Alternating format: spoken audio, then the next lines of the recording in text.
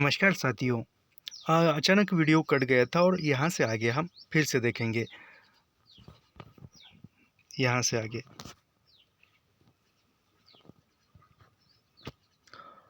राधा बताती महारानी के विवाह के उपलक्ष्य में रात रात भर ढोलक पर गीत गा होता और उसी के बीच एक नई दीवार के अहाते में मोहल्ले के मर्द मर्द आसपास तलवार भांजने का अभ्यास करते। यानी राधा का विवाह होते समय रात दिन गीत गायन होता था, ढोलक बजाना होता था और उसी के आसपास के जो मर्द लोग हैं वह तलवार भांजने का अभ्यास करते, तलवार चलने का। महारानी के विवाह की शायद जिस दिन पहुंची उस दिन गुद्दर की गड़बड़ी अपनी चरम सीमा पर थी।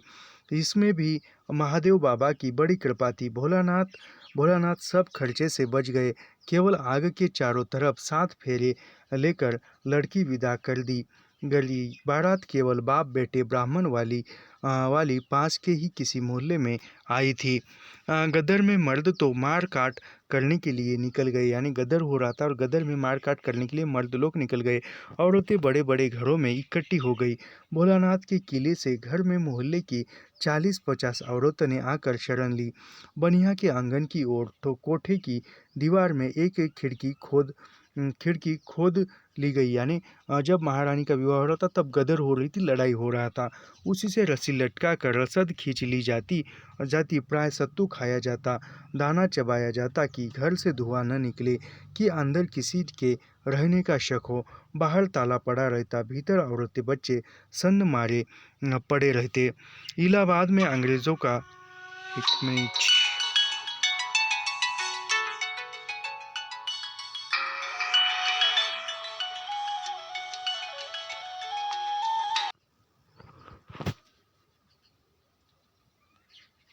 इलाहाबाद में अंग्रेज़ों का ज़बानी हमला बड़ी जल्द शुरू हो गया। जब यह खबर मिली कि अंग्रेज़ सिपाहियों की टोलियाँ आ रही है, मर्दों को जान से मारती, औरतों को बेइज्जती करती, घरों में आग लगाती, तो मर्द अपने घर परिवारों को बचाव के लिए लौट पड़े। लोगों के सामूहिक मोर्चे टूट गए। अंग्रेज़ों ने जनता पे दहशत फैलाने के लिए दूरमार छोटी तोपों से गोला बरसाना शुरू कर दिया गया। नतीजा यह हुआ कि आमने सामने की लड़ाई का साहस लोगों का खत्म हो गया। उस दिन भोलानाथ की जो प्रतिक्रिया हुई थी वह देश भर में सब जगह फैली थी। छिपकर वार फिरंगी करता कौन करे नामर्द लड़ाई। यानी भोलानाथ कहते कि छिपकर जो वार है वह फिरंगी करता है, कौन करे नामर्द ऐसी ऐसी लड़ाई। उस दिन तलवार की लड़ाई खत्म हो गई थी। एक गोला भोलानाथ के पांव पर गिर गया था। यानी एक गोला जो है तोप का भोलानाथ के पांव पर गिर गया था। इसका जिक्र मैंने अपनी एक कविता में किया है। मैं हूँ उसका पौत्र बड़ा पड़ा था जिसके पांव पर गदर का गोला, हमारे मोहल्ले चक से कुछ फलांग पर चौक में। यानी लेखक ने एक पंक्ति लिखी थी, मैं हूँ उसका पौत्र पड़ा था जिसके पांव गदर का गोला। ऐसी एक पंक्ति लिखी थी, याद रखिए। हमारे मोहल्ले चक से कुछ फलांग पर चौक में सजे बाजे हिंदुस्तानियों को पकड़ पकड़ कर नीम के पेड़ से लटका कर फांसी दी जा रही थी। राधा की शब्दावली में पेड़ों से लटकते हुए आदमी ऐसे लग रहे थे जैसे कटहल के पेड़ में फल लगे हो। ये पेड़ मेरे लड़कपन में चौक में मौजूद थे।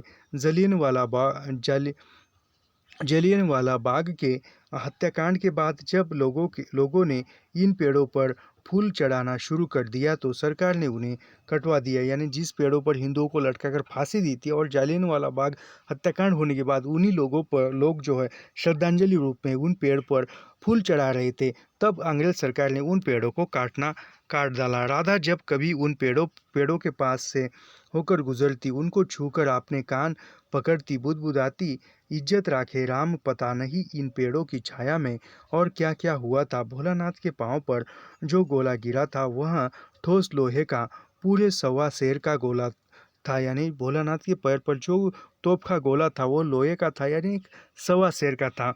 चोट की गर्मी वे उठकर कुएं की जगत से घर तक तो चले आए, जहाँ तक कि पानी से गोले को ठंडा करके उठा भी लाए। हमारे यहाँ उसे फिरंगी लोह बंदा कहा जाता था, यानी उस लोहे को, उस गोले को क्या कहा जाता था, तो फिरंगी लोह बंदा कहा जाता था, याद रखिए। जो आप तक है पर बाद को चलने फिरने से लाचार हो गए, बाहर की उथल पुथल में किसी तरह का इलाज कराना संभव न था, यानी बाहर जो उथल पुथल थी, लड़ाई थी, तो इलाज कराना असंभव था। घर पर ही कई महीनों तक जिस तीस से सुनी दवा दवा पुलटिस सेक का प्रयोग उनके पांव पर होता रहा। बाहर चोट दिखाना शायद बलवाई होने का संदेह जगाना होता।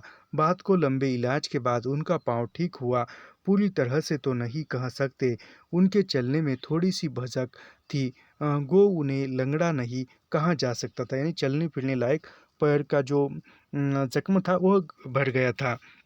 महारानी जब ब्रह्मा के यहाँ से चलने लगी तो महारानी जब ब्रह्मा के यहाँ से चलने लगी थी तो अपनी भाग्य लिपि को लगभग अपनी माँ की भाग्य लिपि की प्रतिलिपि बनाकर लाई थी। विवाह के कई साल बाद जाकर उनके एक लड़की हुई। लड़की साल भर की भी थी न हुई कि उनके पति का देहांत हो गया, यानी महारानी जो थी राधा की पुत्री थी। विवाह के कुछ बाद एक लड़की दाम्पत्य हुई, एक लड़की हुई उनके दाम्पत्य के रूप में, और बड़ी कुछ बड़े उसकी बेटी कुछ बड़ी हुई नहीं कि पति का देहांत हो गया, और थोड़े ही दिनों में ससुराल वालों की गाली मार क्रूरता से घबराकर जैसे राधा आकर मेरे बाबा के सामने खड़ी हुई थी, उसी प्रकार राधा की बेटी आकर मेरे बाबा के सामने खड़ी हुई। राधा अपने भतीजी से बोली, जैसे भैया हमका शरण दीहन रहा वैसे तुम इनका देव किसको, महारानी को। भोलानाथ ने अपना मत्था ठोका, कहा जब आ ही गई तो निकाल थोड़ा ही दूंगा, यानी जब आ गई तो निकाल थोड़े ही देंगे। पिता की मृत्यु जीविकोपार्जन के साधन का अभाव, महारानी के विवाह की चिंता, गुद्दर की गड़बड़ी और उससे उत्पन्न आर्थिक दुर्व्यवस्था और अपनी लंबी बीमारी बेकारी से मुसीबतों को तांगा लगा था, उससे भोलानाथ खिन्न थे। अब महारानी आंचल में दूध और आंखों में पानी लिए दुर्भाग्य की मूर्ति बनी उसके सामने खड़ी थी। यानी यह कि मैथिली शरण गुप्त की पंक्ति है आबला जीवन, ये आप है आबला जीवन की, ये है तुम्हारी कहानी, आंचल में है दूध और आंखों में है पानी, उसकी जिक्र यहाँ पर किया गया है, याद रखिए। आंचल में दूध और आंखों में पानी, यह किसकी कहानी हो गई थी, किसकी ये दुर्दशा हुई थी, तो महारानी की हुई थी, याद रखिए।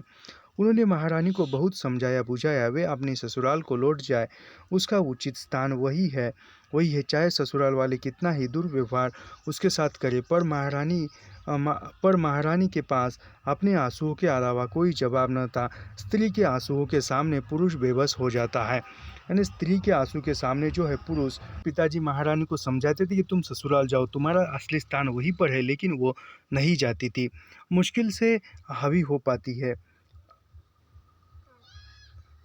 घर रहना बेजाय, बाबा बड़े धर्म संकट में पड़े। दादी से कुछ दबते भी थे। जो मर्द कमाता नहीं वह औरत पर मुश्किल से हावी हो जाता है, यानी जो मर्द कमाता नहीं है, बेकार है, बेरोजगार है, वह औरत पर मुश्किल से हावी हो जाता है। यहाँ उल्टे दादी ही अपने भाई से यदा कदा पैसे मांगकर उसकी सहायता किया करती थी।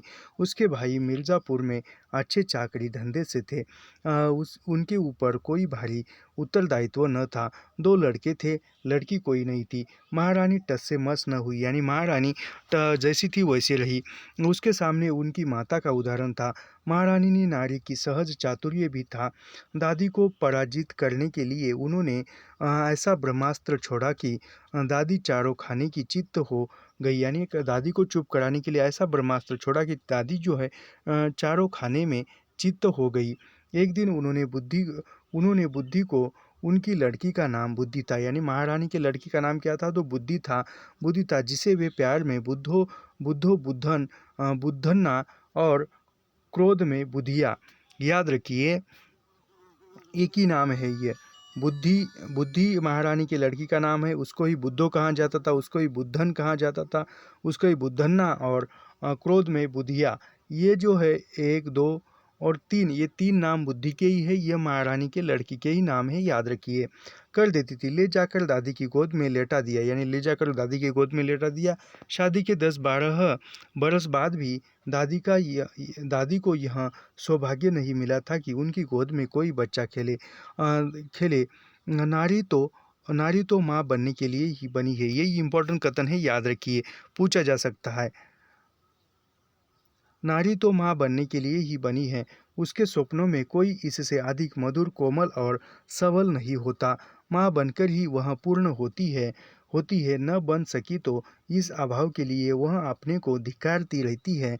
इस अभाव की पूर्ति के लिए वह भगवान को शिशु रूप में पूजने से लेकर कुत्ते बिल्ली तक को बेटे बेटी का प्यार देती है। ये इम्पोर्टेंट कथन है, याद रखिए, पूछा जा सकता है। नागर जी की ताई भी याद आ गई, यानी नागर जी की ताई याद आ गई और इस प्रकार अपनी मातृत्व की आकांक्षा को संतुष्ट करती है। यह बहलाती है, शायद झुठलाती भी है।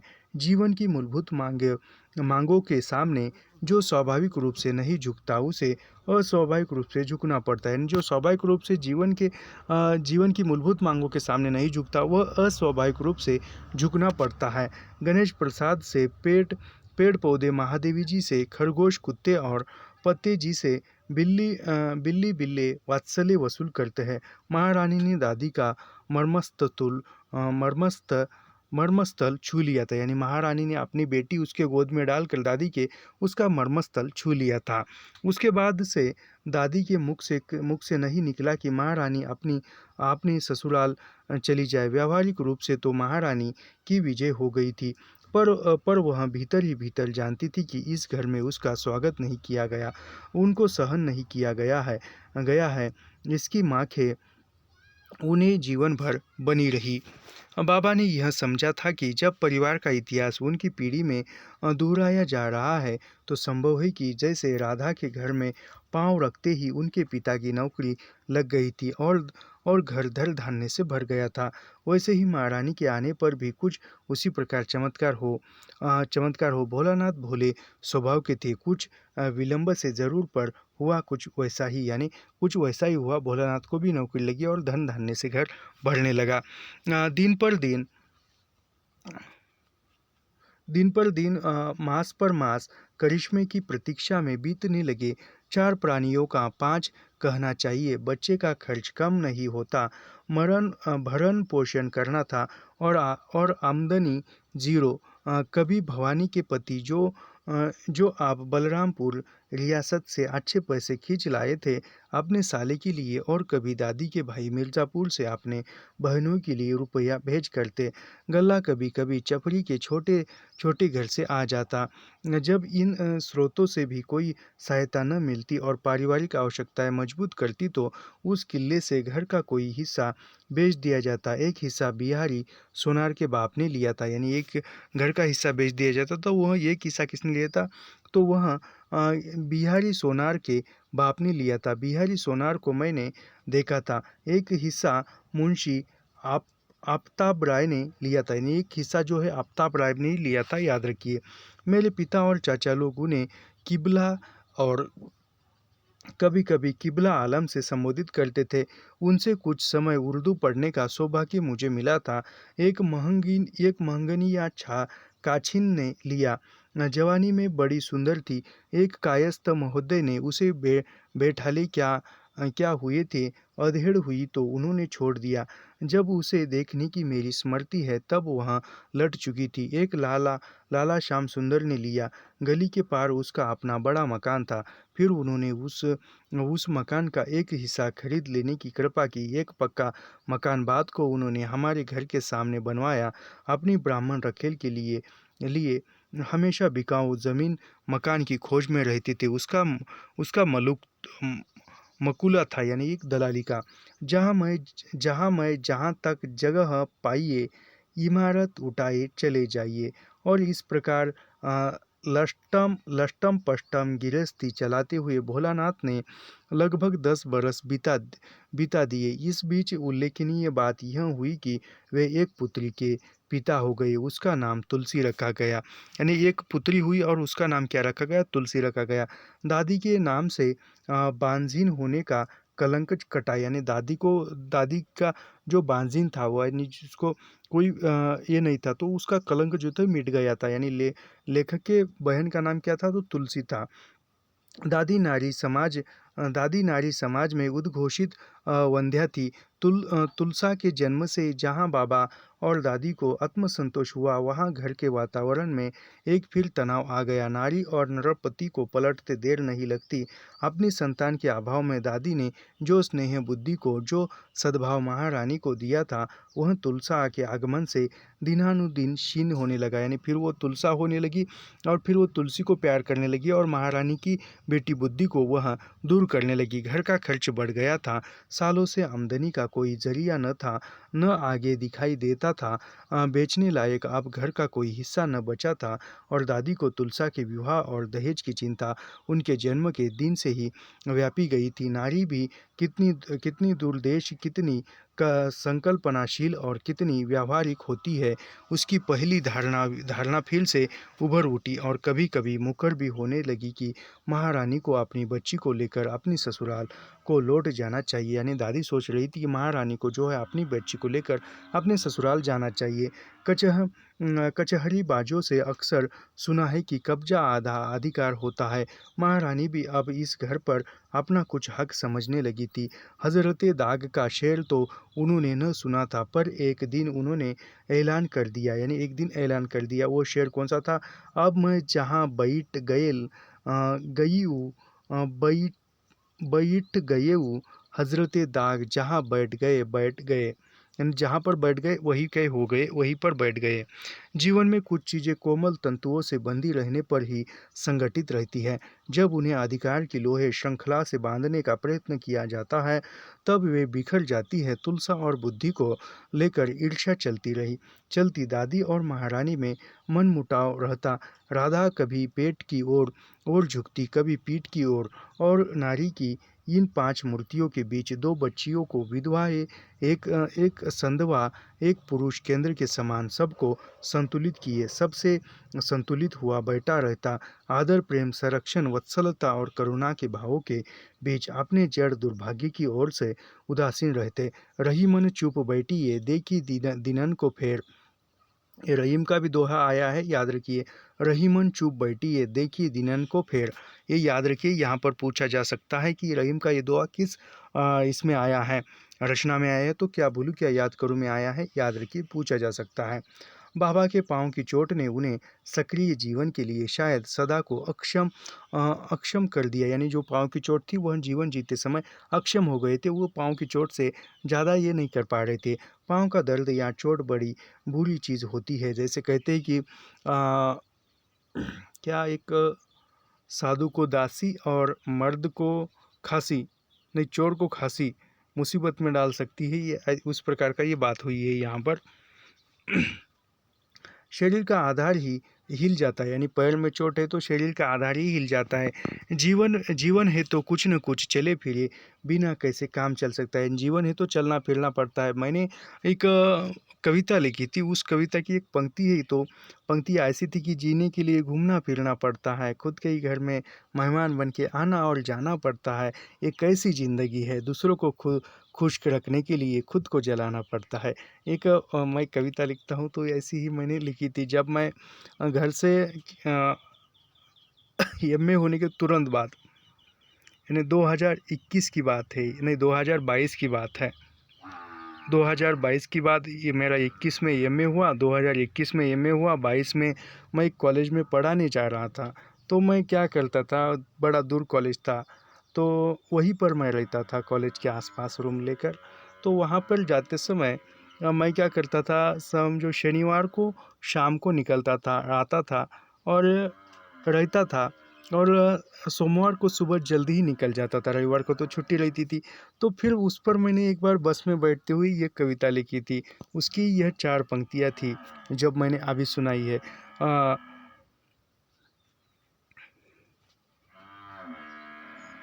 जीने के लिए घूमना फिरना पड़ता है, खुद के ही घर में मेहमान बन के आना और जाना पड़ता है। ये कैसी ज़िंदगी है, दूसरों को खुश करने के लिए खुद को जलाना पड़ता है। ये लिखी थी, वह लंबी कविता है लेकिन इसकी 4 ही लाइनें मुझे याद है। खैर छोड़िए। चोट यानी वो चोट बढ़ रही थी और वह घूमना फिरना उनको एक दर्दनाक होने लगा था। दर्द से अधिक जो आदमी को परेशान दर्द से अधिक जो आदमी को परेशान करती है वह है दर्द की चेतना। हर कदम रखने पर यानी दर्द की जो चेतना है वह ज़्यादा दर्द करती है। इसका अनुभव मैंने स्वयं उस समय किया जब मेरी एड़ी की हड्डियों में स्पर निकल आया। स्पर एक प्रकार का काँटा होता है। स्पर क्या है? एक प्रकार का काँटा होता है। मैं मैं मो मैं मार्ल 2 मील पैदल चल जाता। इस अनुभव से मुझे एक कविता लिखने को भी प्रेरित किया। यानी ये जो कवि होता है, लेखक होता है, हर एक बात पर कविता लिख सकता है, हर एक बात पर वह रचना लिख सकता है। मैंने तो पहली बार कविता कब लिखी थी? जब मैं बीए सेकंड ईयर में था तब लिखी थी। एक लड़की को देखा और लिखी थी और मैंने पूरा प्रपोज़ जो था वह एक कविता लिखकर ही किया था। खैर छोड़िए, अब क्या बीत गए वह दिन, यादें अभी भी बाकी है। छूट गए हाथों से हाथ मगर छुअना अभी भी बाकी है। ओझल हो गए आँख से ओ मगर आँख में तस्वीर अभी भी उनकी बाकी है। क्या बोले? भीतर काटा काटा मानव जीवन बड़ा बेहाया है। उसे गहरा से गहरा दर्द कुछ समय बाद सह्य हो जाता है। बाबा को दौड़ धूप के जीवन से विरक्ति हो गई। यानी दौड़ धूप के जीवन से विरक्ति हो गई। वह दर्द के कारण, पैर के दर्द के कारण घूम नहीं फिर सकते। कम से कम वे दौड़ धूप से खुश न होते, ज़रूरी काम से पीछे भी न हटते। उन दिनों मकानों में दो हिस्से होते थे। यानी उस समय में, तत्कालीन समय में मकानों में दो हिस्से होते थे, मर्दाना और जनाना। यानी मर्दाना यानी पुरुष और जनाना यानी स्त्रियां। एक दूसरे से मिले पर अधिक से अधिक स्वतंत्र, साधारण आवश्यकताओं के लिए न औरतों को मर्दने में जाने की ज़रूरत होती, न मर्दों को जनाने में। यानी मिलते थे एक दूसरे को, लेकिन जितना काम है उतना ही। यानी बाद में जो है मर्द जो स्त्रियां जो है, जहाँ पर जिस मकान में मकान के हिस्से में पुरुष रहते थे वहाँ नहीं जाती थी, और स्त्रियां जो है यानी पुरुष जो है जिस हिस्से में महिलाएं रहती थी वहाँ नहीं जाते थे। औरतों को कुछ कहने की ज़रूरत होती तो वे भीतर से सांकल खटखटाती, मर्दों को कुछ कहना हो तो वे से बाहर खटखटाते। नौकर रखने की समाई जिन घरों में होती थी उनमें उनमें कहारिनों बारिनों जनाने में काम करती। उनके आदमी या लड़के मदीने में मर्दाने में एक बैठक होती, एक बरामदा, कभी कभी कोने में एक गुसल खाना, 3/4 मकान का हिस्सा जनाने के अधिकार में होता। आंगन, रसोई, भंडारा, पूजा घर, दालान आदि मध्यकालीन भारतीय नारी बाहरी समाज से पीछे हटा दी गई हो, ये याद रखिए, पूछा जा सकता है। मध्यकालीन भारतीय नारी बाहरी समाज से पीछे हटा ली गई हो, पर घर पर घर पर घर पर घर पर वह पूरा अधिकार रखती थी। जान जताती थी जता भी थी। मकान की मालकिन स्वयं बनकर उसने पुरुष को घर का रखवाला सा बनाकर बाहर बिठा दिया था, कहीं किसी झरोके या दीवार के सुराग से जिससे तह तो देख सके पर उसे कोई न देख सके। वह पुरुष की गतिविधि पर भी नज़र रखती थी। ये इम्पोर्टेंट है, याद रखिए, पूछा जा सकता है। यहाँ से फिर से पढ़ता हूँ। मध्यकालीन भारतीय नारी बाहरी समाज से पीछे हटा दी गई हो, पर घर पर वह पूरा अधिकार रखती है। यानी भले ही समाज से पीछे हटा दी गई हो, लेकिन घर पर उसकी पूरा अधिकार था। वह घर में ही रहती थी, लेकिन मर्द क्या करते हैं, पुरुष क्या करते हैं, पूरी गतिविधियों पर नज़र रखती थी।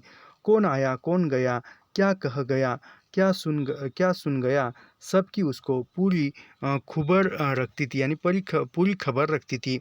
बाबा समय और मौसम के अनुसार मर्दाने में, कभी बैठक में, कभी बरामदे में एक मसनद के सहारे खाट पर बैठे रहते। सामने उनके खारुए के बस्ते में लिपटी उसकी हस्तलिखित पुस्तकें होती। जब उन्हें पढ़ना होता मसनद के टेक लगा देते। यानी मसनद के टेक लगा देते, और जब लिखना होता पालथी मारकर चारपाई पर बैठ जाते, बस्ते को आगे खींच लेते और वह उनकी मेज बन जाती। इस प्रकार राकही खाट से वे अलमारी, कुर्सी, मेज तीनों काम निकालते। बगल में कलमदान होता, जिसे पीकदान दूरी तरफ फर्शीदार हुक्का बाबा को तलब किसी चीज़ की न थी, यानी बाबा को किसी चीज़ की तलब नहीं थी। पान खाते थे, इसका चस्का उन्हें मेरी मिर्ज़ापुर दादी ने लगाया था। यानी पान खाते थे, जो पान खाने की जो आदत थी लेखक को, पिताजी को, वह मिर्ज़ापुरी दादी ने उसकी आदत लगवाई थी। जिनके मुँह मुँह कुंवारे में बनारसी पान लग लग चुका था। सुना था कि जिन दिनों वे अधिक लिखते पढ़ते, उन दिनों हुक्का ज़्यादा पीते थे। वैसे दिन रात वे 4 चिलम से अधिक नहीं पीते। दिमागी काम और तंबाकू संबंध पुराना मालूम होता है।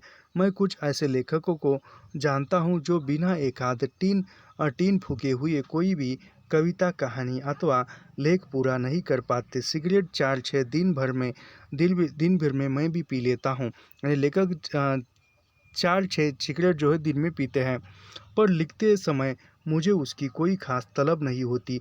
प्राय मैं लिखते समय सिगरेट जलाता ही नहीं। यानी ऐसा होता है, मैंने भी रचनाएं लिखी है, बहुत सारी रचनाएं लिखी है, और आप भी लिख कर देखो। यदि समझो कि कोई चीज़ आप लिख रहे हो तो पूरा तन्मयता के साथ, पूरा जो मन है आपको उसी रचना में लगा रहता है, आपको और किसी चीज़ का ध्यान ही नहीं आता है। लिख कर देखिए, बड़ा अच्छा लगता है। मन के अल्फाजों को यूं ही कागज़ पर उतार कर देखा है हमने, घंटों एक कागज़ पर लिखते हुए समय कब बीता यह भी पता मालूम नहीं होता देखा है। ये बहुत अच्छा, लिखने की आदत बहुत अच्छी होती है। लिख कर देखिए दिल के अल्फाजों को, बड़ा आनंद आता है, बड़ा मज़ा आता है। मन की जो भी उलझने हैं वह अपने आप सुलझ ही जाती है। अब लिख कर देखो, कविता में, कहानी में, नहीं तो लिखने को कहाँ है, तो ऐसे ही लिखना नहीं है, उसको एक ढांचे में बिठाइए।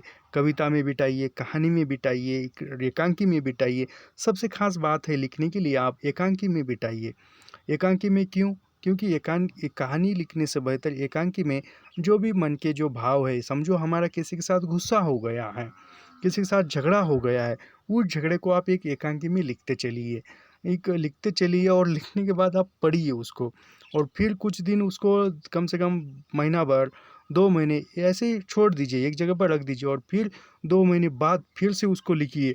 उसमें एक नयापन आता है, उसमें एक उजाला आता है, एक उसमें सच में एक उजाला आता है, पूरा उसका विषय ही बदल जाता है। भले आपने गुस्सा निकालने के लिए उस एकांकी को लिखा है, लेकिन बाद 20 दिन बाद, 1 महीने बाद उस एकांकी को आप फिर से लिखोगे, तो उसमें अपने आप आपकी जो रचनात्मकता है वह उसमें अपने आप आ जाएगी। और सबसे बड़ी बात, कोई लेखक बनना चाहता है तो अच्छी अच्छी किताबें पढ़ना प्रारंभ कीजिए। अच्छा पढ़ोगे तभी अच्छा लिखोगे। खैर छोड़िए, हम अपने टॉपिक देखते हैं। अपने निजी लेखन पठन के अतिरिक्त बाबा मोहल्ले के 2-4 लड़कों को पढ़ाते भी थे। यानी बाबा जो है 2-4 लड़कों को पढ़ाते थे मोहल्ले में, पर उनसे किसी तरह आमदनी न होती। यानी पढ़ाते थे लेकिन पैसे नहीं लेते थे। विद्या बेचने की चीज़ न थी, मुफ्त देने की थी। शागिर्द उस्ताद का आदर करते थे। यानी विद्या जो है बेचने की चीज़ नहीं है, मुफ्त में देने की है। और फिलहाल मैं उसी वैसे ही करता हूँ, यूट्यूब पर 1 रुपया नहीं लेता मैं। उनकी छोटी मोटी सेवाएं कर देते हैं बस। बाबा का लेखन प्राय अच्छी पुस्तकों की नकल करने तक ही सीमित था। यानी बाबा जो है अच्छे पुस्तकों, आज के जैसा उस समय में टाइप करना ये नहीं था, तो अच्छी किताबों को वह लिखते थे। अभी सोच रहा हूँ मैं, पैसों की भी कुछ थोड़ी सी कमी चल रही है। मैं सोच रहा था, अभी जो है महाराष्ट्र सेट परीक्षा आने वाली है, तो उसके लिए पेड कोर्स जो है वह मैं ले आऊँ। खैर सोचते बाद में, हाथ का बना कागज़ इस्तेमाल होता था कीड़ों से बचने के लिए।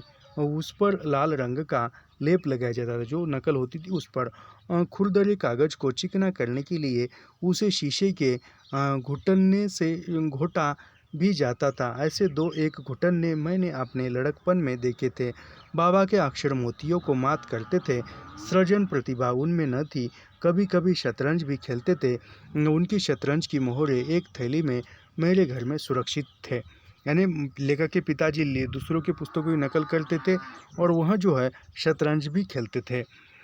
दादी निरक्षर थी। यानी दादी जो थी वह निरक्षर थी, बिल्कुल पढ़ी लिखी नहीं थी, लेकिन लोक बुद्धि और ज्ञान की उनमें कमी नहीं थी। उनको बाबा के लिखने पढ़ने का शगल बेगामी लगता था। अक्सर कहती, इस तरह कब तक काम चलेगा। घर के खर्च चर्च संभाल संभाल वे ही करती थी। बाबा को अपने कलम कागज के छोटे छोटे मोटे खर्च के लिए दादी की काफ़ी खुशामद करनी पड़ती थी। पुरुष के ऐसे काम धंधे को नारी का समर्थन कम ही मिलता है, जिससे 4 पैसे की आमदनी न हो, यानी जिस काम से आमदनी न हो, पैसा न मिलती हो, ऐसे इसमें नारी सहयोग बहुत कम करती है, लगभग न भी करती है, आजकल तो करती ही नहीं है। पुरुष भावना पर जी सकता है पर नारी नहीं, यानी ये इम्पोर्टेंट कथन है। पुरुष जो है वो भावना पर जी सकता है, लेकिन नारी भावना पर जी नहीं सकती। इसका उत्तम उदाहरण यदि देखना है, और एक कथन है जो आषाढ़ का एक दिन नाटक में अंबिका और मल्लिका के जो कथन है वह देखिए, काफ़ी इम्पोर्टेंट है, इसके आधार पर ही है। पुरुष भावना पर जी सकता है मगर पुरुष भावना पर जी सकता है, नारी नहीं। ये इम्पोर्टेंट है, याद रखिए। पैसों की आमदनी न हो, पुरुष भावना, ये तो हो गया। मैं कभी कभी सोचता हूँ कि दुर्भाग्य के उन दिनों में उनके पुस्तक प्रेम और कलापूर्ण लेखन ने उसको कितनी सांत्वना दी होगी। कितना उनका मन बहलाया होगा, कितना उन्हें भीतर से संभाला होगा। अंग्रेजी में एक कहावत है कि बेकार दिमाग शैतान का कारखाना है। अंग्रेजी में एक कहावत है, बेकार दिमाग, खाली दिमाग एक शैतान का कारखाना है। ये बिल्कुल सही बात है। आपको कोई काम नहीं है तो आप ऐसे ही बैठे बैठे न जाने क्या क्या सोचते हैं, सोचने में डूब जाते हो। भले वो सोच बुरी भली हो सकती है, बुरी हो सकती है, क्या क्या सोच सकते हो। जहाँ तक मुझे मालूम है, बाबा में कोई ऐसा दुर्गुण या व्यसन नहीं था जिसके लिए उन्हें लज्जित होना पड़ता या उसके वंशजों को। मैंने अपने लड़कपन में जब भी जिससे भी सुना, उसकी प्रशंसा सुनी। उच्च और उदार से चिपके रहने में निश्चय ही उसके स्वाध्याय का बहुत बड़ा हाथ होगा। लड़कपन में उनके बस्ते को देखकर मैं अक्सर कल्पना करता था कि बड़ा होकर मैं इस पर पुस्तकों को पढ़ूंगा, पर कतिपय अनिवार्य कारणों से वे अक्षर मेरे लिए अपरिचित रह गए। कौन से? जो उर्दू के। मेरा ऐसा अनुमान है कि उन्होंने सादी, हाफिज़, मौलाना रूमी आदि फारसी लेखकों को गहराई से पढ़ा था। यानी लेखक के पिताजी ने किन किन लेखकों को पढ़ा था? सादी सादी, हाफिज़, मौलाना रूमी और फारसी लेखकों को गहराई से पढ़ा था, जिससे उन दिनों का शिक्षित समुदाय संस्कार और प्रेरणा ग्रहण करता था। पढ़ने लिखने को मैं जीने का अस्ताना पत्र नहीं मान पाता। उनके पढ़ने लिखने का जो भी सद्भाव उनके मन पर पड़ा हो। बाबा ने साहित्य को पलायन भी माना था और साहित्य में पलायन किया था। यदि मेरे सामने आज विकल्प हो कि नायब साहब का जीवन जीऊं कि भोलानाथ का, तो मैं निर्विलंब नायब साहब का जीवन पसंद करूंगा। जीवन के मारे हुओं के प्रति मेरे मन में संवेदना भले ही हो, प्रशंसक हो मैं जीवन से जूझने वालों का ही। यानी ये इम्पोर्टेंट कथन है, याद रखिए, पूछा जा सकता है। फिर से पढ़ते हैं हम। यदि मेरे सामने आज विकल्प हो कि नायब साहब का जीवन जीव कि भोलानाथ का, तो मैं निर्विलंब यानी कुछ विलंब न करते हुए नायब साहब का जीवन जीने के पसंद करूंगा। ये भी और जीवन के मारे हुओं के प्रति, यानी जीवन के मारे हुओं के प्रति मेरे मन में संवेदना भली ही हो, प्रशंसक हूँ मैं जीवन से जूझने वाला, यानी जो जीवन के साथ जूझते हैं, बड़े दिक्कतों में जीवन जीते हैं, उसका मैं प्रशंसक हूँ, ऐसा लेखक कहते हैं। बाबा जीवन के शिकार थे, पर बाबा जीवन के शिकारी नहीं थे। यानी बाबा जो है जीवन के शिकार थे, पर बाबा जो है वह जीवन के शिकारी नहीं तो जीवन में शिकारी। स्वर्गीय नायब साहब यदि अपने पुत्र से बोल पाते तो कुछ ऐसे ही शब्दों का प्रयोग करते। एक तुम हो कि तुम्हें जिंदगी ने तोड़ डाला है, और एक मैं था कि मैंने जिंदगी को तोड़ा तो नहीं पर झिंझोड़ा कम।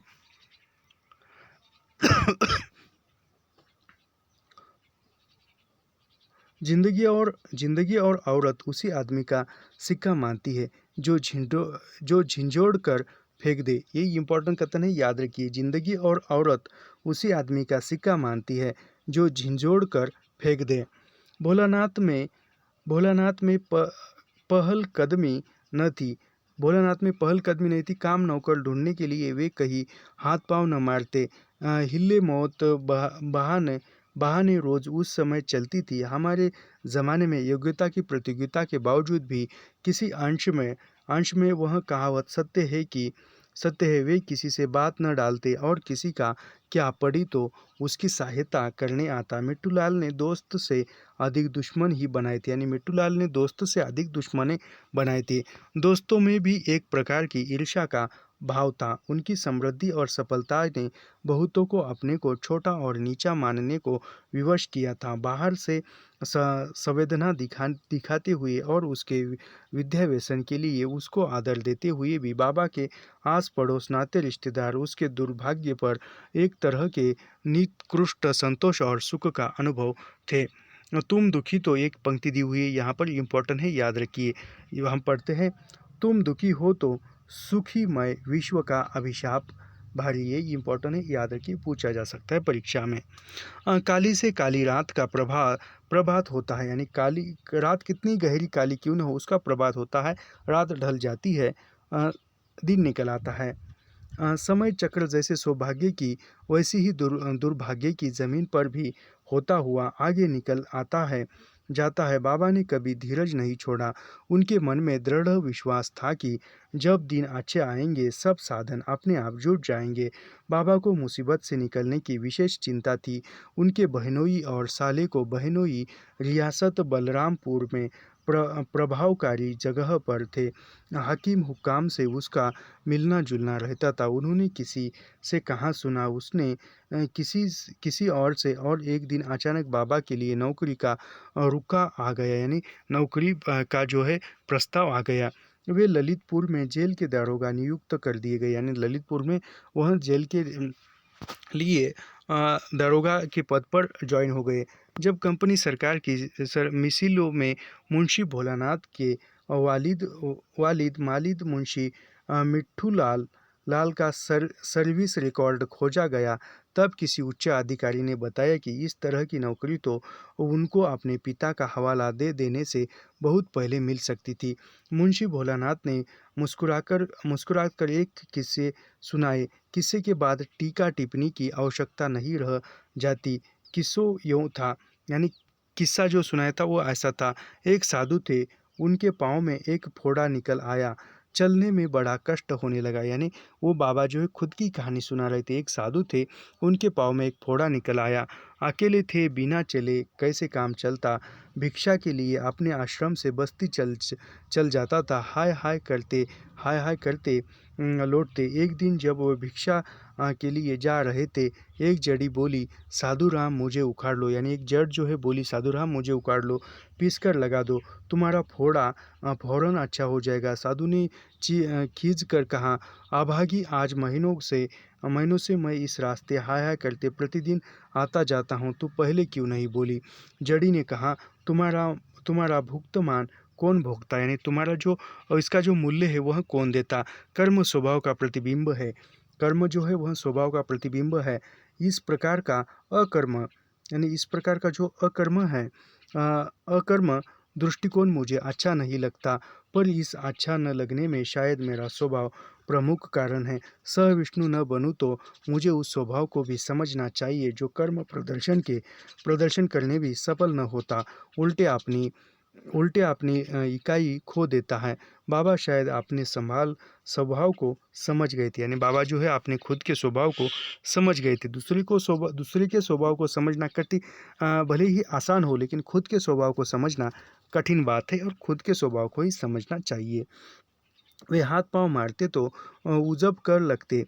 शायद उनके पिता गुमसुम बैठ जाते तो बुद्ध जीवन में ज़्यादातर टूटे हुए लोग वे हैं जो अपने स्वभाव और कार्य में साम्य नहीं स्थापित कर पाते। ये याद रखिए, ये इम्पोर्टेंट है। जीवन में ज़्यादातर, यानी जीवन में ज़्यादातर टूटे हुए लोग कौन हैं, जो अपने स्वभाव और कार्य में, यानी स्वभाव और कार्य में साम्य समानता नहीं स्थापित कर पाते, वही लोग जीवन से टूटे हुए हैं, जीवन में टूटे हुए हैं, याद रखिए।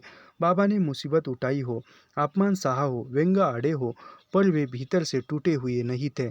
इसलिए जब पहली बार उन्हें कर्म ने पुकारा तो वे बड़े स्वस्थ और प्रसन्न मन से उसकी ओर बढ़े। बाबा के लिए नौकरी का रुका क्या आया, मानो उज्जवल भविष्य की एक किरण की उनके घर में झांकने लगी। राधा ने मोहल्ले टोले में जाकर घर घर यह खबर सुनाई। महारानी ने केसरी देवी को 7 जोड़ी नेवज चढ़ाई। उन्हीं देवी को जितने आस्थान के उत्तर पूर्व हमारा मकान था, उसी आस्थान के ठीक बगल के हमारे मकान का वह खंड था जो खल्लू बनिया तेली को बेच दिया गया था। तेली ही उस आस्थान का पुजारी था, वही चढ़ावा आदि लेता था। मुझे लड़कपन में बताया गया था कि मोहल्ला चक की देवी होने के कारण उन्हें उन्हें चकेरी केसरी देवी कहते हैं। अब जो कुछ मैंने पढ़ा सोचा, मैं उसके आधार पर मेरा अनुमान कि चक्र भी चक्र नहीं था, वह शायद चक्र था। शायद वहाँ किसी समय कोई भैरवी चक्र था। ऐसे चक्रों के पुरोहित प्राय नीची समझी जाने वाली जाति के लोग हुआ करते थे। जैनियों में एक चक्रेश्वरी देवी है, यानी किसमें जैनियों में एक चक्रेश्वरी देवी है, याद रखिए, पूछा जा सकता है कि कुपत्र कथा प्रचलित है। हमारे मोहल्ले में पश्चिम की ओर जैनियों की काफ़ी बड़ी बस्ती थी, यानी लेखक के मोहल्ले में पश्चिम दिशा की ओर जो है वह जैन की बस्तियां थी। आस्थान पर कोई बड़ा मंदिर भी रहा होगा, जिसे मुसलमानों ने ध्वस्त कर दिया था। मूर्ति भी कुछ टूटी हुई थी। नक्शा नक्काशी किए हुए टूटे टूटे शिलाखंडों को एकत्र कर देवी का आस्थान बना लिया था। किस क्रम में जैनियों की चक्रेश्वरी, तांत्रिकों की भैरवी और फिर हिंदुओं की चकेसरी देवी बनी, इसका कुछ पता नहीं। इतिहास के प्रति हिंदुओं की उदासीनता पर मुझे कभी कभी बड़ा झल्लाहट होता है। यानी जो इतिहास जो है, इतिहास की उदासीनता पर कभी कभी झल्लाहट उत्पन्न होता है। बाबू उमा शंकर की वकालत चमकी तो उन्होंने गली पार अपने मकान के सामने के पुराने टूटे फूटे मंदिर की जगह एक नया छोटा सा मंदिर बनवा लिया। यानी वकील कौन था? तो बाबू उमा शंकर जो थे वो वकील थे, और उसका वकील का धंधा यदि सफल हुआ तो उन्होंने एक छोटा सा मंदिर बनवाया, याद रखिए। आज भी मौजूद है। उसके सुपुत्र रामानंद, यानी उमा शंकर वकील थे और उनके बेटे का नाम क्या था? रामानंद और धर्मानंद। रामानंद और धर्मानंद किसके बेटे थे? तो वकील उमा शंकर के बेटे थे, याद रखिए। शायद आप भी अपने पैतृक मकान में रहते हैं। बात कर रहा था। मानवी महारानी की ओर पहुंच गई। देवी महारानी पर महारानी ने सुना दिया। मैं तो कब से माने रही हूँ कि भैया की नौकरी लग लाई लग लाई जाए तो देवी का नेवज चढ़ाओ।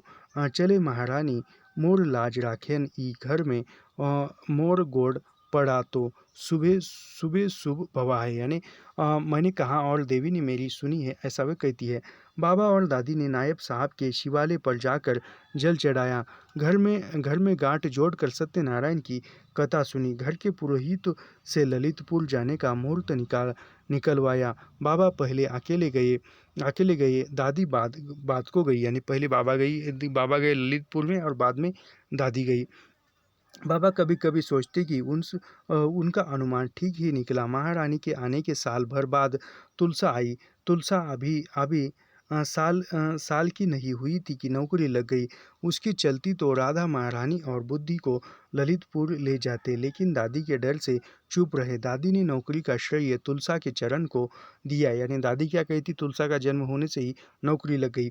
निश्चित हुआ 6 महीने बाद दादी तुलसा को लेकर ललितपुर चली जाएगी और राधा का कुनबा घर पर रहेगा।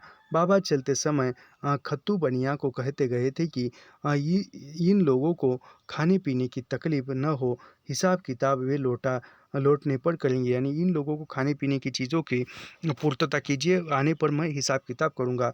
घर के दूसरे खंड में नायब साहब के चचेरे भाई का परिवार रहता था। दादी को पहुँचाने के लिए मुंशी आनंदी प्रसाद गए। वे रिश्ते में दूर के देवर लगते थे, यानी दादी के देवर लगते थे। कौन? आनंदी प्रसाद। शहर से 8-10 मील दूर एन उद्दीपुर गांव में रहते थे। हिंदू इसको आप भी आनंदीपुर कहते हैं। शायद इसका यही नाम पहले रहा होगा। मुसलमानी सल्तनत में नामों को बदलने की ऐसी कूटनीति अक्सर चलती थी। मैंने कहीं पढ़ा था कि बहराइच का बाले मियाँ के मेले की कल्पना पुराने बालार्क तीर्थ पर की गई थी। सैयद सैयद सलार का मज़ार तो कुछ मील दूर पर है। मुसलमानी राज्य में किसे इलाहाबाद नाम दिया गया गया वह पहले इलावास था, यानी इलाहाबाद का पहला नाम क्या, इलाहाबाद रखने से पहले क्या था, तो इलावास था, याद रखिए। खैर, मैं कल्पना करता हूँ कि दादी ने चलते समय महारानी को देखकर मुख से नहीं तो आंखों से यह ज़रूर कहा होगा कि अब तुम ई घर में बैठ गई हो तो हम भी उठी जाई थे, यानी दादी ने कहा होगा कि तुम इस घर में बैठी हो, रही हो, रुकी हो, तो हम ही यहाँ से जाते हैं।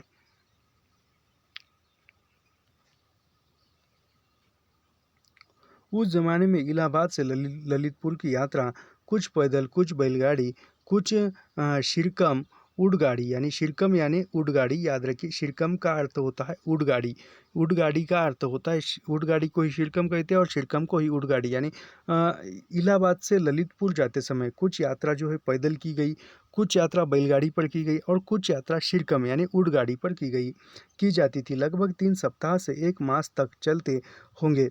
जब रेल नहीं नहीं चली थी तब दूर की यात्रा के लिए अक्सर शिरकम का ही उपयोग किया जाता था, यानी दूर की रेलगाड़ी नहीं थी, रेल की पटरी नहीं बनी थी, रेल नहीं आई थी, तब दूर का यात्रा करने के लिए शिरकम का प्रयोग, यानी शिरकम को ही ऊँटगाड़ी कहा जाता है। पूछा जा सकता है शिरकम का अर्थ क्या है, ऊँटगाड़ी, बैलगाड़ी, गधे गाड़ी, ऐसे कुछ दिया जाएगा पर ये तो ऊँटगाड़ी, शिरकम यानी ऊँटगाड़ी, याद रखिए। मेरे लड़कपन में एक गीत गाया जाता था जिसका मुकड़ा भर मुझे याद है, यानी लेखक जब छोटे थे तब एक गीत गाया जाता था, उसका एक मुकड़ा, एक छंद जो है लेखक को आज भी याद है।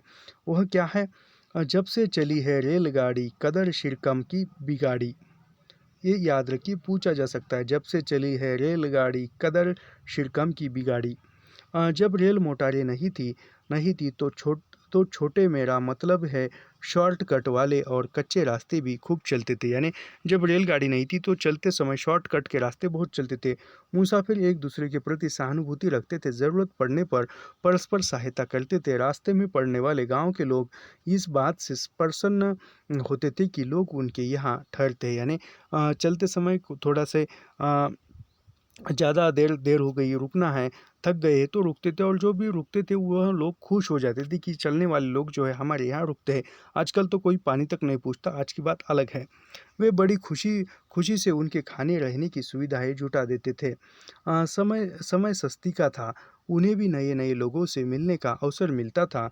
दूर दराज की खबरें मिलती थी, यात्रियों के द्वारा एक जगह से दूसरी जगह समाचार और छोटे मोटे सामान भी भेजे जाते, यानी यात्रियों से वहाँ जा रहे हो तो या खाना खाना पानी पियो और कल जाते हुए हमारा ये सामान हमारे वहाँ के रिश्तेदार को पहुँचा दो। अब उस समय में कोई ये नहीं था तो ये भी तो होता था। विश्वास और सद्भाव सामाजिक जीवन के स्वाभाविक अंग थे। बाबा ने अपने साथ ले जाने की पीताम्बर पंडित को लिया, यानी साथ ले जाने के लिए किसके लिया, पीताम्बर पंडित को लिया बाबा ने। वे वही थे जिसको मेरे पर बाबा ने अपने ही मकान के एक खंड में बसाया था। कहते हैं गद्दर में उन्होंने साहब के एक बाबा को भूसोले में छिपा रखा था। जिंदगी भर उनके लिए 10 रुपये महीने की पेंशन विलायत से आती रही। साथी के रुपए में ब्राह्मण को चुनते समय अवश्य ही बाबा को बीरबल का किस्सा याद आता होगा। एक बार अकबर ने बीरबल से कहा, यानी एक बार अकबर ने बीरबल से क्या कहा, ये इस पंक्ति में देखिए है, लाओ बीरबल ऐसा नर पीर बरबची भिश्ती खर। बीरबल ने एक ब्राह्मण को पेश कर दिया। दादी की यात्रा की मनोरंजक घटना थी भूइया रानी का दर्शन, यानी दादी जब यात्रा कर रही थी इलाहाबाद से ललितपुर जा रही थी, तब एक बीच में मनोरंजक घटना हुई। वो क्या था, तो भूइया रानी का दर्शन। भूइया रानी देवी का स्थान सीधे रास्ते पर नहीं था, लेकिन दादी ने वहां होते हुए ललितपुर जाने का निश्चय किया। सुनते हैं भूइया रानी एक तालाब में है, यानी भूइया रानी एक तालाब में है, उसी के किनारे देवी की चौरी है। बीच में पुराना पीपल का पेड़ है जिस पर लंबा लाल झंडा लगाया जाता है। छोटी सी बस्ती है। चौरी के पंडे भी है जो चढ़ावा इत्यादि लेते हैं। बघेल खंड में भूइया रानी की प्रसिद्धि यह है कि वे बंधा को पुत्र देती है, यानी जो वंदा है, जो निसंतान है, उसको संतान देती है।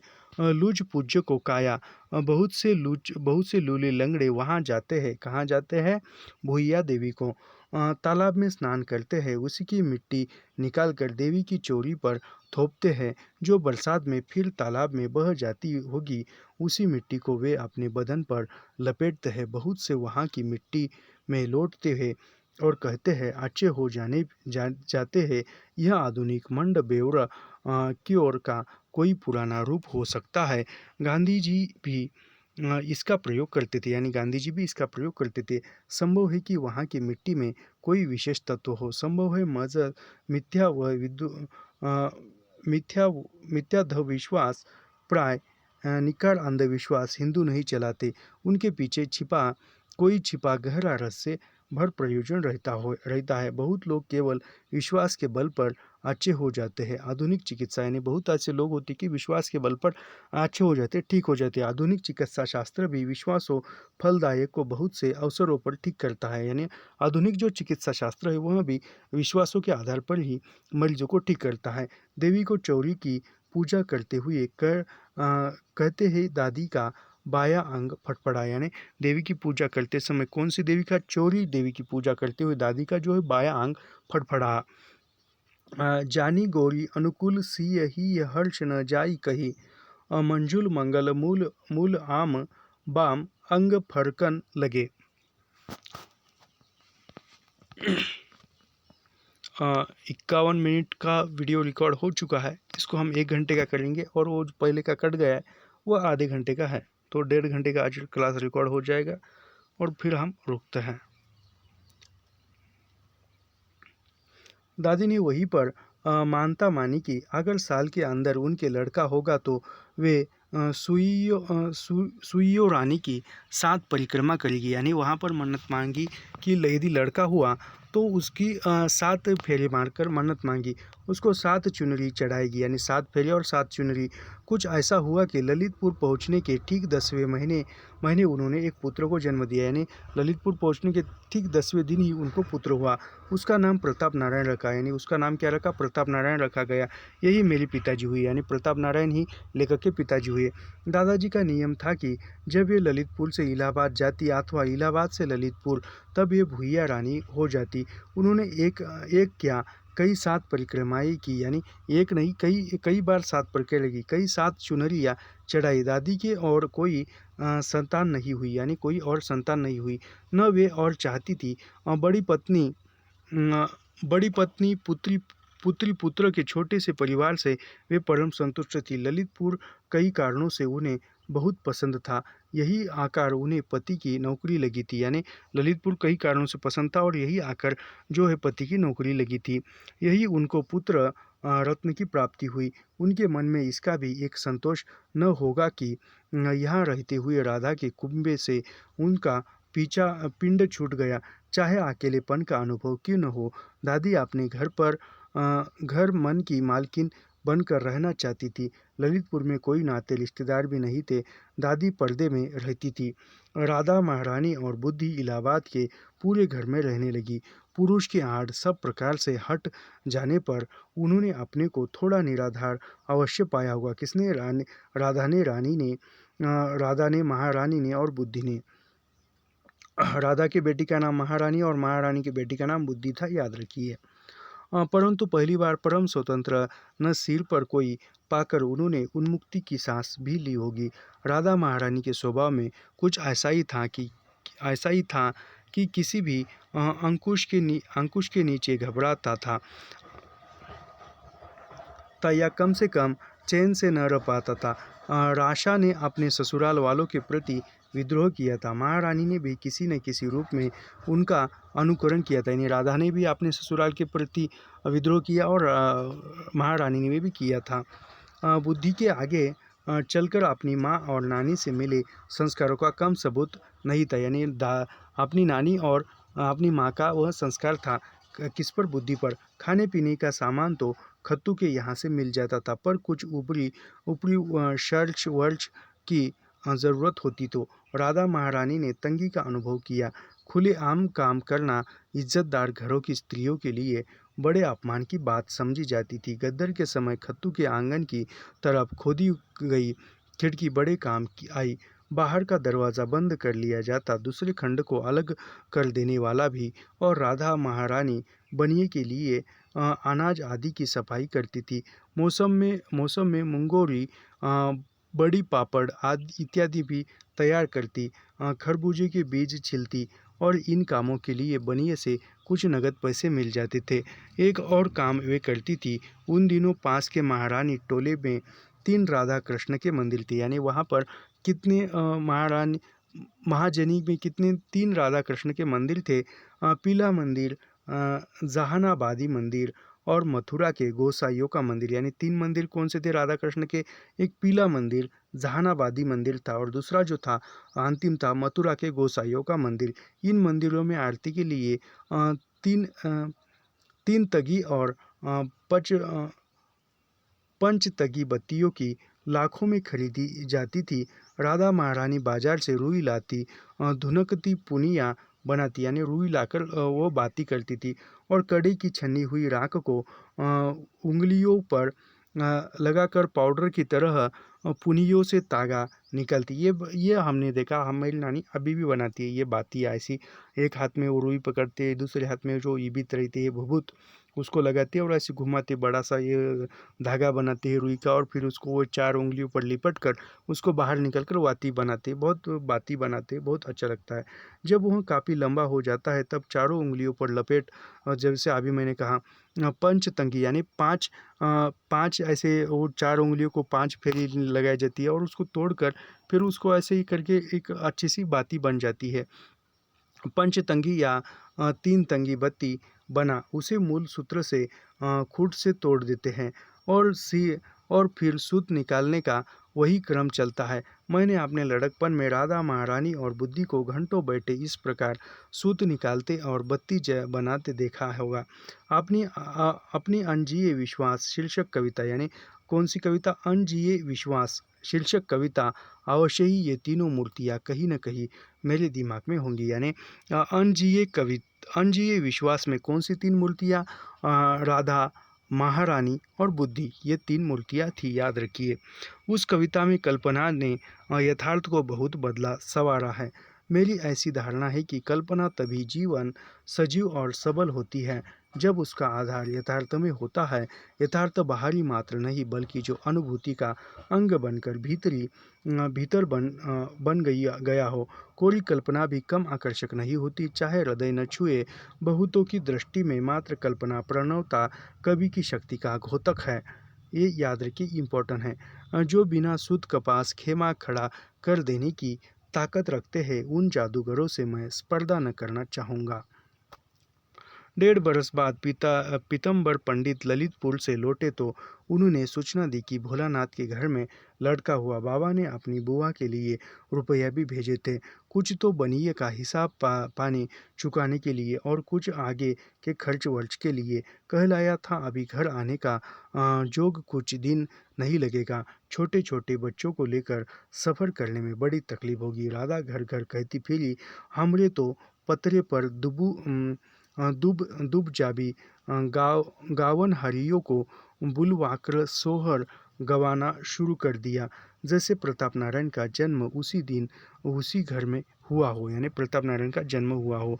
अरे पुरखन की डेहरियों अरे पुरखन की डेहरियों पर कुछ सगुन हो चाहिए। इतना ही नहीं, अपने पिता से चौथी पीढ़ी के पहले पूत का मुँह देखने के लिए वे उतावली हो उठी। बनिए को उन्होंने पाई न दी रुपए की बसनी कमर में बांधी और पैदल ललितपुर के लिए रवाना हो गई। साथ चलने के लिए उन्होंने महंगनिया काछिन को पटा लिया। राधा के किस्सों का कोई अंत नहीं था, पर उनके प्रबुद्ध विषय यानी राधा के किस्सों का कोई अंत नहीं था, उनके प्रमुद विषय थे। हमारे पुरखे नायब साहब गुदर और ललितपुर का सफ़र मैंने अपने लड़कपन में उनके सफ़र का हाल उनके कितनी ही बार सुना था। राधा की वर्णन शवित अद्भुत थी। व्यक्तियों और परिस्थितियों का जैसा सजीव रूप खड़ा करती थी, वैसा ही फिर मेरे अनुभव से नहीं था। कभी उत्सुकता जगी थी, असमंजस की स्थिति पैदा थी। किस्सों को इतना रोचक बनाती कि उनके पास से उठने का मन न होता। ये राधा बताती थी किस्से। ये 2-3 बार ये हुआ है। राधा जो है बड़े रोचक तरह से किस्से बताती थी, सुनाती थी। तो यहाँ पर हम रुकते हैं। ऐसे ही अध्ययन करने के लिए हमारे चैनल को सब्सक्राइब कीजिए, लाइक कीजिए और शेयर करना मत भूलिए। यह सब कुछ निःशुल्क है और निःशुल्क अध्ययन कीजिए। हम 1 रुपया नहीं लेते हैं। फिलहाल अभी सोच रहे हैं पेड बैच लाने के महाराष्ट्र सेट के लिए। वो भी कुछ जब तक हम घोषणा नहीं करते तब तक उसका भी कुछ निश्चित नहीं है। खैर छोड़िए, आपका यदि पेड बैच प्रारंभ हो जाती है तभी भी निःशुल्क भी इस पर चैनल पर क्लास होती रहेगी। तो यहाँ पर हम रुकते हैं। धन्यवाद।